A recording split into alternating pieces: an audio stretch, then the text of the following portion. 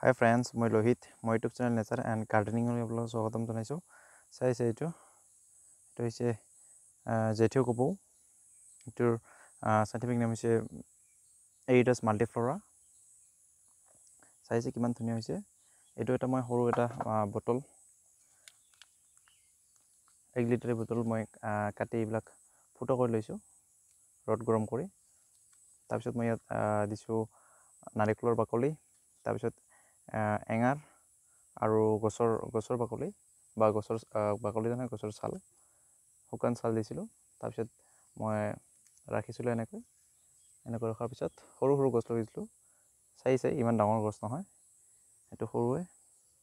তথাপি কিমান ধুনীয়া ফুল হৈছে, 2টা ফুল হৈছে এটা গছত 2টা ফুল। এইটো এটা চাইছে, এইটো কিমান ধুনীয়াকৈ ফুটিছে।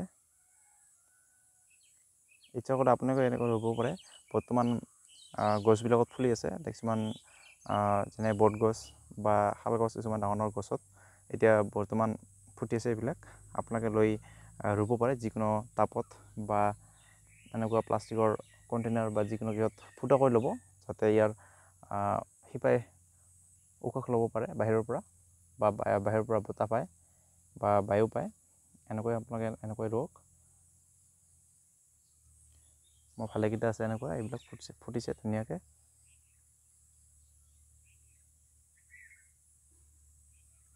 এইটো এটা বেলেগ, এইটো ডেনড্ৰবিয়াম নবুলি। আৰু এইটো এটা মই এইটো টাবত ৰুইছোঁ। চাইছে এইটো টাব, মাটিৰ টাব, ইয়াত মই ৰুই দিছোঁ। এইটো চাইছে, এইটো কিমান ধুনীয়াকৈ ফুটিছে।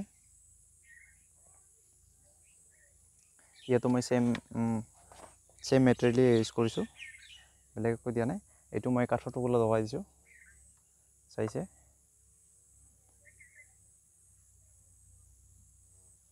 তথাপি কিমান 2টা ইয়াৰ কলি আহিছে। আপোনাৰ য'তে দিয়ে ৰুব পাৰে, যিকোনো জেগাত। আপোনালোকে ইচ্ছা কৰিলে যিকোনো তামোল গছ বা যিকোনো নাৰিকল গছ যি আছে আপোনাৰ বাৰীত লগাই দিব পাৰে এনেকৈ। এইটো এটা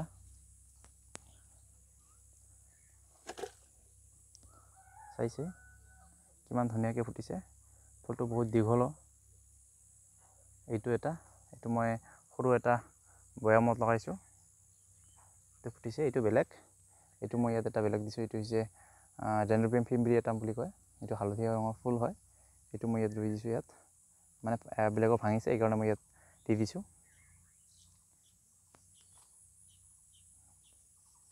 এইটো হৈছে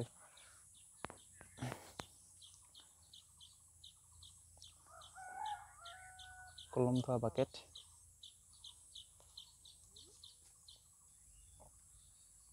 চাইছে এনেকুৱাকৈ দিছোঁ মই। তাৰপিছত আৰু এটা আছে, এইটো মই ইয়াতে দিছোঁ। চাইছে কিমান ধুনীয়াকৈ কলি আহিছে। এইটো এটা মই প্ৰথম চাইছোঁ। এইটো এনেকুৱা এটাৰ পৰা 2টা ওলাইছে। এইটো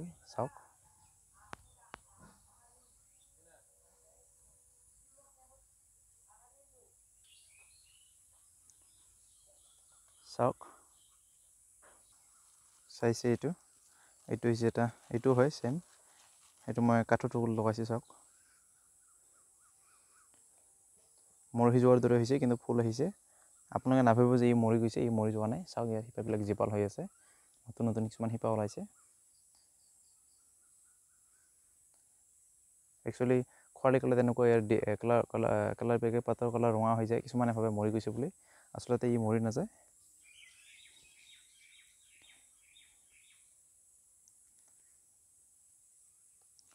আপোনালোকে চিম্পুল এনেকৈ আপোনালোকে কাঠৰ টুকুৰা লগাব পাৰে। চাওক, ইয়াত লাগি গৈছে শিপাত, আৰু আছে। এইটো মই বাল্টিত লগাইছোঁ।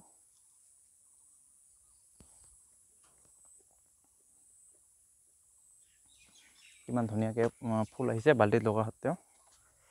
চাওক, এইটো কলি আহিছে। এইটো হৈছে এৰিডাছ ৰজা। এইটোৰ কিছুমান কেতিয়াবা দেখুৱাম বাৰু আপোনালোকক। চাওক, কিমান ধুনীয়া ফুল। তাৰপিছত এইটো মই এটা বৈয়াম কাটি কৰিছোঁ, লগাইছোঁ। চাওক, ইয়াতে ধুনীয়া ধুনীয়া কলি ফুল ফুটিছে।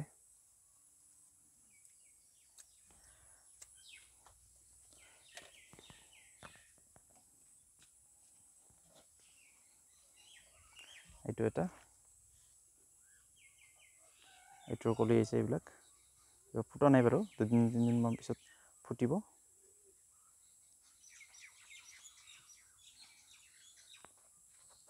এইটো মই কাঠৰ টুকুৰাত লগাই দিছোঁ, চাওক এনেকৈ বান্ধি দিছোঁ এমাহমান আগতে, তথাপি ফুল ফুটিছে।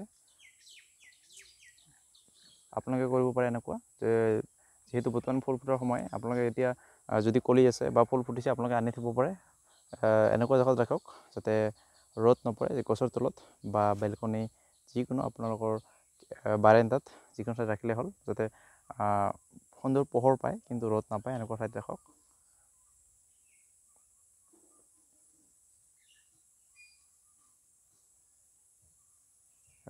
ইয়াত কিছু সময়ত ইয়াত কি কৰে, কলি হয়। এইখিনিয়ে, যদি ভিডিঅ'টো ভাল লাগে লাইক কৰক, শ্বেয়াৰ কৰক। ধন্যবাদ।